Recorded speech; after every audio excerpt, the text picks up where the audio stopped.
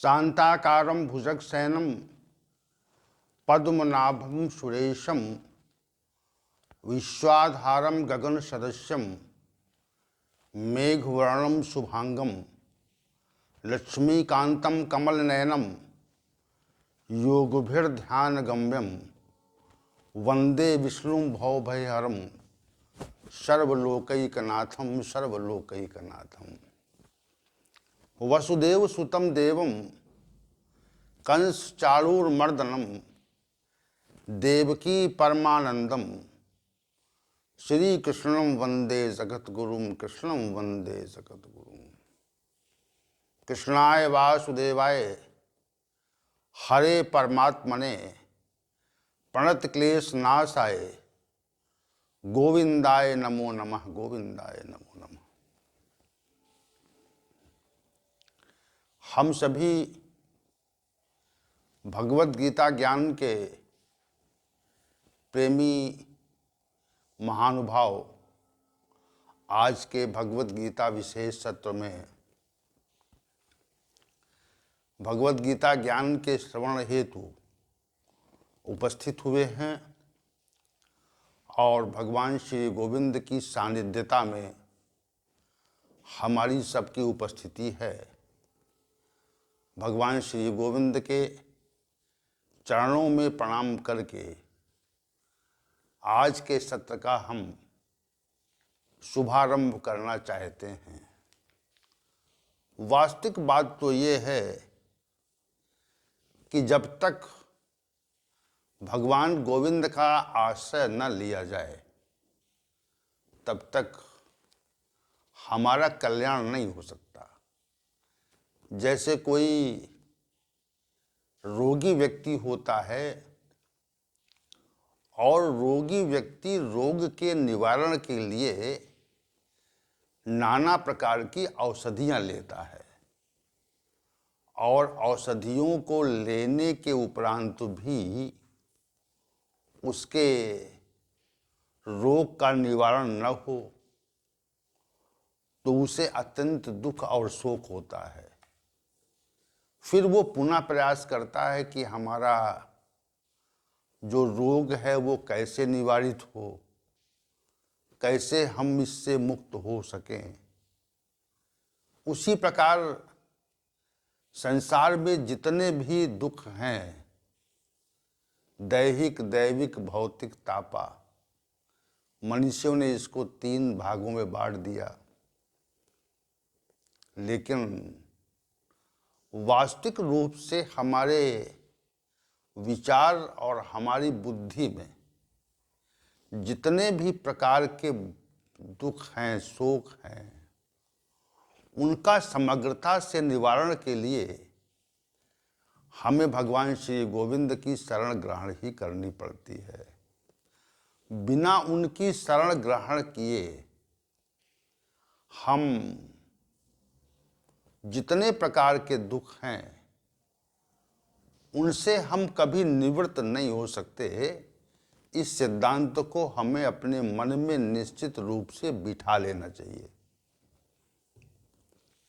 जिस किसी व्यक्ति ने इस सिद्धांत को अपने मन बुद्धि में बिठा लिया तो मन बुद्धि में बिठाने के उपरांत हम निश्चित रूप से भगवान श्री गोविंद की सानिध्यता ग्रहण करने का प्रयास करते हैं। और जब तक मन बुद्धि में ये बात बैठती नहीं कि हमारे दुख और शोकों के निवारण की एकमात्र औषधि भगवान श्री गोविंद की शरणागति है, तब तक हम उनकी शरण में आते भी नहीं हैं। तो ऐसे परम कृपालु भगवान श्री गोविंद जो समस्त रोगों, शोकों और दुखों के निवारण का एकमात्र विशिष्ट उपाय हैं, उनको प्रणाम करके हम आज के सत्र के विषय में प्रवेश करते हैं। अध्याय संख्या 18 मोक्ष संन्यास योग। इस अध्याय में हम सभी ने विगत सत्र में श्लोक संख्या 2 और 3 के विषय पर विगत 4 सत्रों में विचार किया था। इसमें जो श्लोक संख्या 2 और 3 है वह श्री भगवान के द्वारा कथित है और अर्जुन के उस प्रश्न के निवारण के लिए इसका कथन है जिसमें अर्जुन ने कहा था कि हे भगवान, मैं त्याग और संन्यास के तत्व को पृथक पृथक रूप से जानने की इच्छा करता हूँ। उसी के उत्तर में श्री भगवान ने श्लोक संख्या और 2-3 प्रस्तुत किया और ये कहा था, इसमें 4 प्रकार के विद्वानों के मतों का प्रस्तुतिकरण श्री भगवान के द्वारा किया गया। श्री भगवान ने पहले ये कहा था, संन्यास को परिभाषित करते हुए कहा, विद्वानों के मतानुसार संन्यास की परिभाषा देते हुए ये कहा था कि कुछ विद्वान मनुष्य जो हैं वह काम्य कर्मों के त्याग को संन्यास कहते हैं, कि काम्य कर्म का परित्याग हो जाए, इसी का नाम संन्यास है। फिर दूसरे मनीषियों के मत को कहा कि कुछ मनीषी ये मानते हैं कि जितने भी कर्म हैं उनके संबंध, उनके परिणाम के संबंध में विचार समाप्त हो जाए तो इसको त्याग कहते हैं। तो संन्यास और त्याग दोनों की परिभाषा को विद्वानों के मतानुसार श्री भगवान ने श्लोक संख्या 2 में परिभाषित किया। श्लोक संख्या 3 में एक तीसरे और चौथे विद्वान के विषय में बात कही और कहा कि अनेक मनीषी ऐसा मानते हैं कि संसार में जितने भी कर्म हैं वो सभी दोषपूर्ण हैं, और दूसरे विद्वान ये कहते हैं यज्ञ दान तप रूप कर्म जो हैं वो मनुष्य को निश्चित रूप से करने चाहिए। तो श्लोक संख्या 2 और 3 में श्री भगवान ने अनेक मनीषियों के मतों का उल्लेख किया। अब मनीषी के मत और श्री भगवान के मत में क्या अंतर है, इस विषय पर हम पहले अपनी बात रखना चाहते हैं। विश्व में समय समय पर अनेक दार्शनिक, विद्वान, विचारक और मनीषी, ऋषि ये सब उत्पन्न हुए और सृष्टि जब से आरंभ हुई तब से असंख्य ऋषि मुनियों ने इस भारतवर्ष की भूमि पर जन्म ग्रहण किया और उन मनीषियों ने विशद प्रकार के ग्रंथों की रचना भी की। संसार में भी कुछ विद्वान हुए, मनीषी हुए, उन्होंने भी अपने मत के अनुसार कुछ बातें रखी।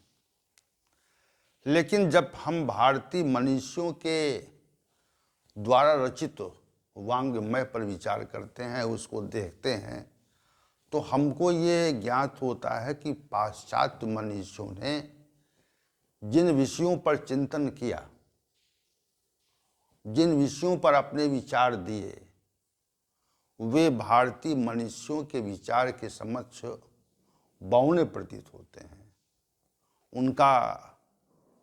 उनकी कोई विशिष्टता नहीं है। जितना चिंतन भारतीय मनीषियों ने किया उतना विश्व के मनीषियों ने नहीं कर पाया।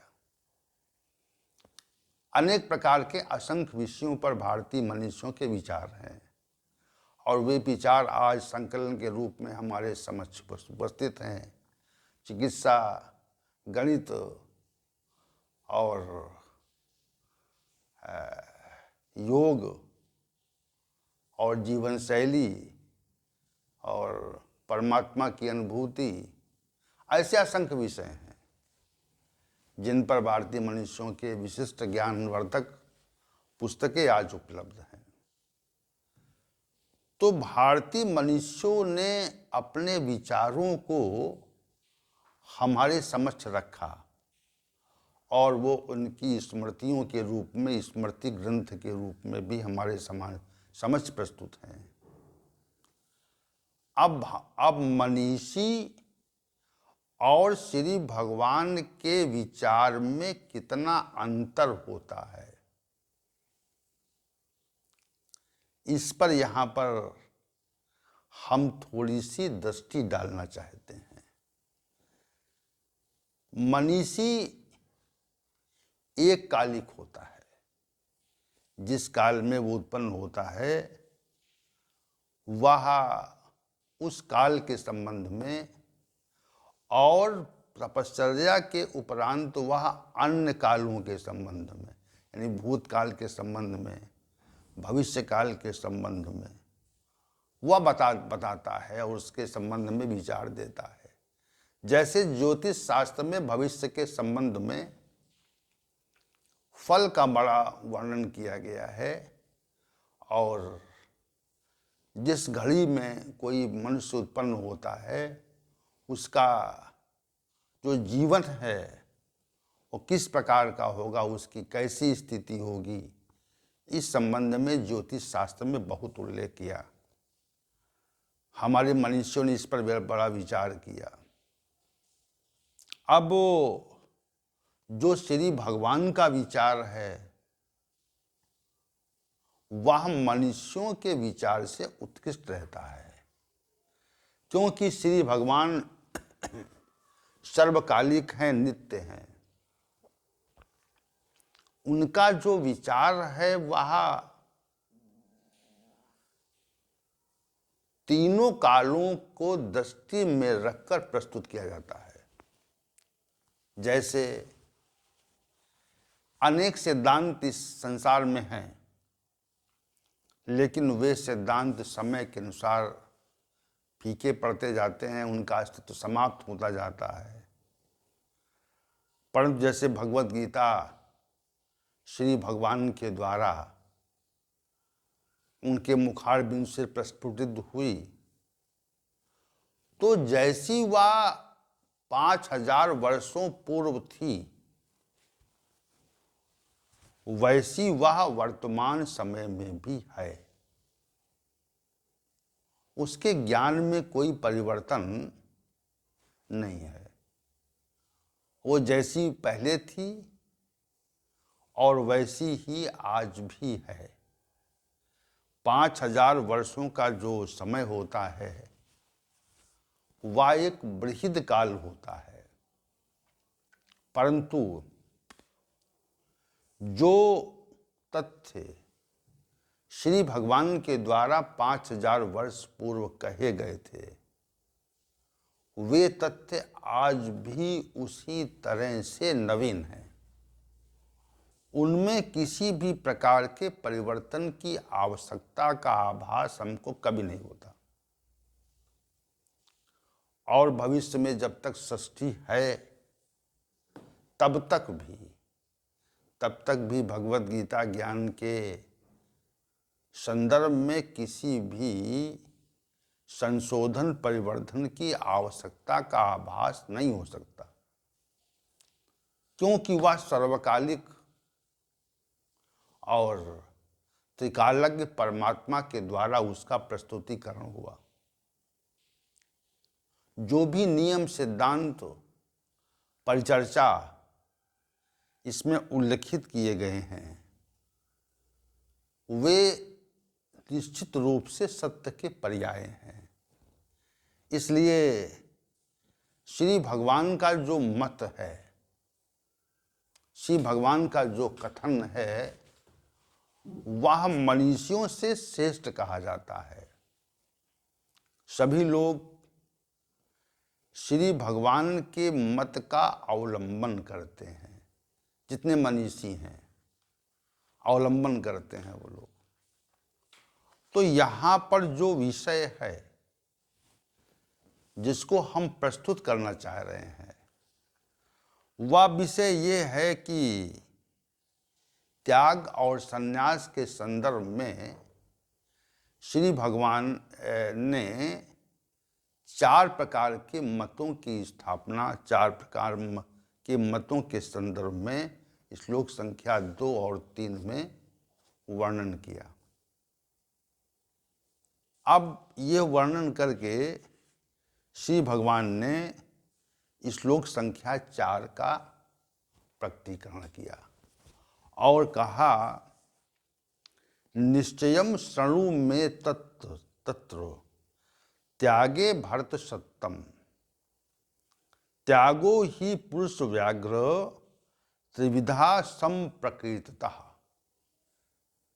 हे अर्जुन, हे पुरुषश्रेष्ठ, हे भरत सत्तम, संन्यास और त्याग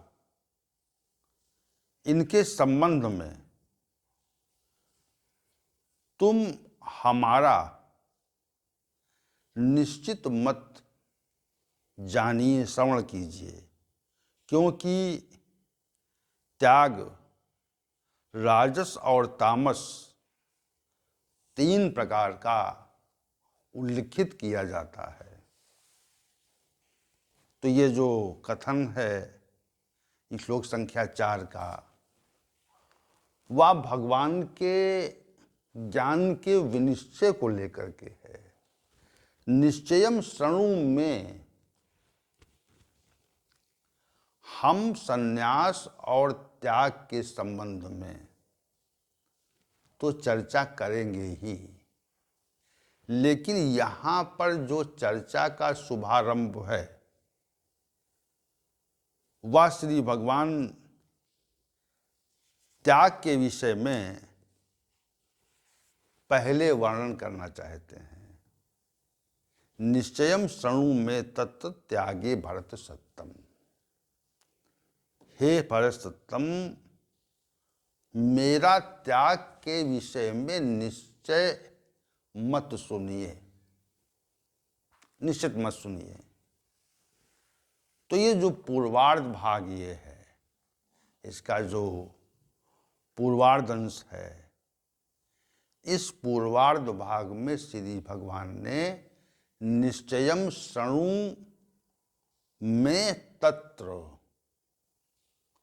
त्यागे भरत सत्तम, हे भरत सत्तम, हे अर्जुन, मेरा निश्चय त्याग के संबंध में निश्चित रूप से सुनिए। जो निश्चय पद यहां पर है, निश्चयम, वह हमको परमात्मिक सत्ता का बोध कराता है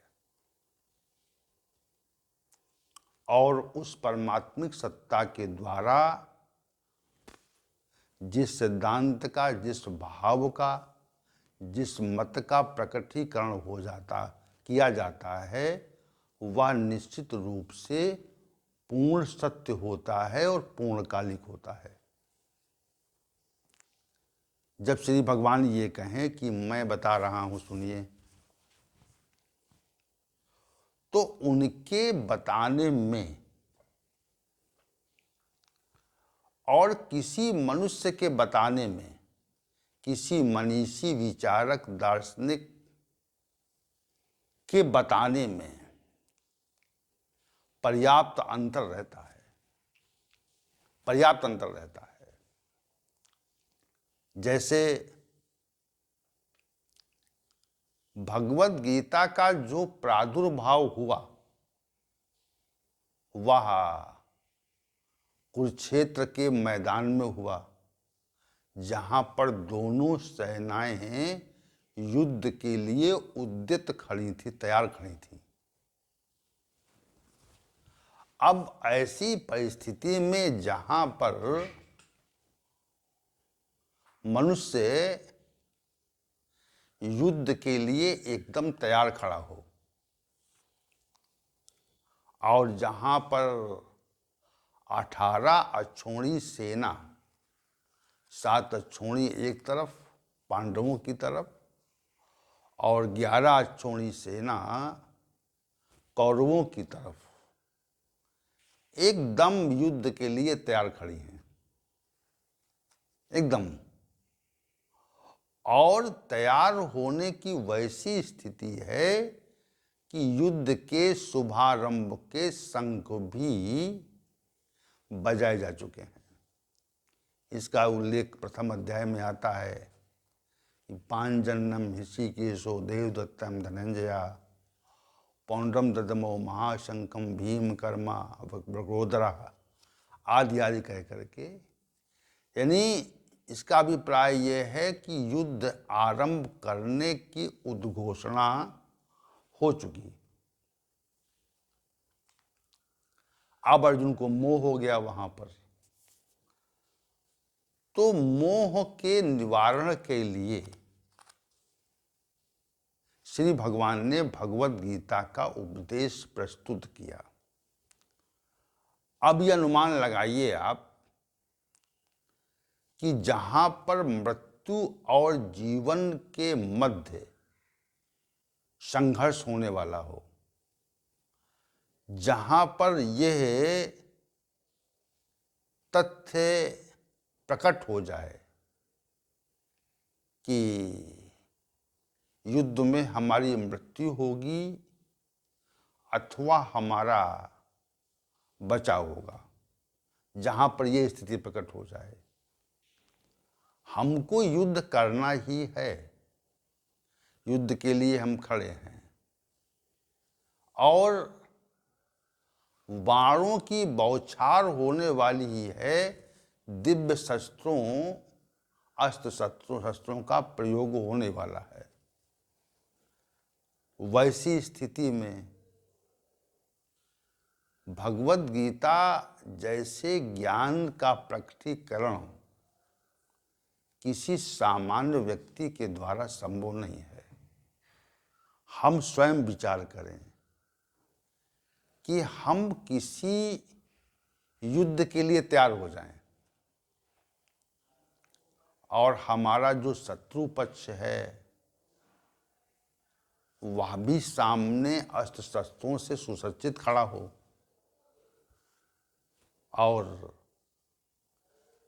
युद्ध की उद्घोषणा हो जाए कि युद्ध अब आरंभ होने वाला है,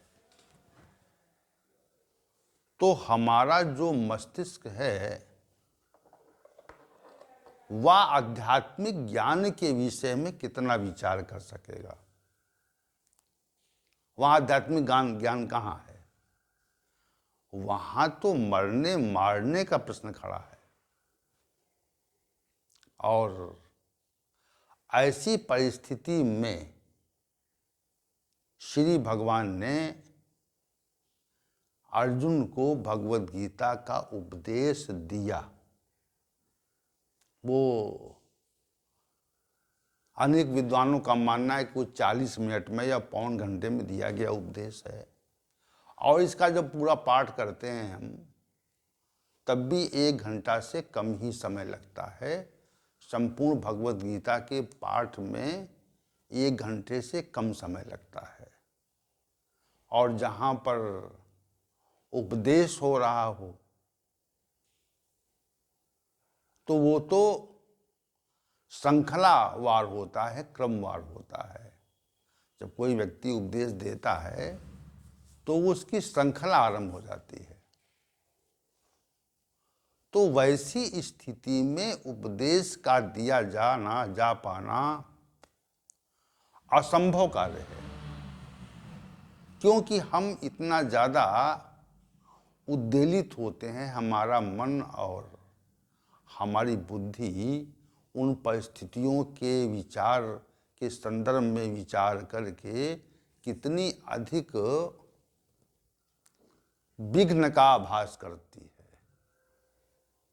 कितना हमारे मन बुद्धि में कितनी वृहद हलचल होती है जहाँ पर मरने मारने का प्रश्न है और वहाँ पर भगवत गीता का उपदेश है। तो ये जो उपदेश है ये परमात्मिक सत्ता के द्वारा ही निश्चित रूप से प्रकट हुआ है। निश्चयम शृणु मे तत्र। अब त्याग और संन्यास की बात, युद्ध के मैदान में त्याग और संन्यास में अंतर का प्रस्तुतिकरण, अंतर के संबंध में अनेक प्रकार की व्याख्या दिया जा पाना क्या सामान्य रूप से संभव है? एक विशद आध्यात्मिक प्रश्न है। त्याग के संबंध में श्री भगवान बताना चाह रहे हैं और कहते हैं कि निश्चयम शृणु मे तत्र। त्याग और संन्यास के संबंध में मैं अपनी बात, अपना निश्चय आपके समक्ष प्रस्तुत करना चाहता हूँ, लेकिन पहले हमसे त्याग के विषय में बात। हमारा जो प्रस्तुतिकरण है वह त्याग के संदर्भ में है, संन्यास के भी हम बात नहीं कर रहे हैं। निश्चयम शृणु मे तत्र त्यागे भरत सत्यम। हे अर्जुन, त्याग के बारे में हमारा निश्चय सुनो। अब ये जो त्याग का विषय है,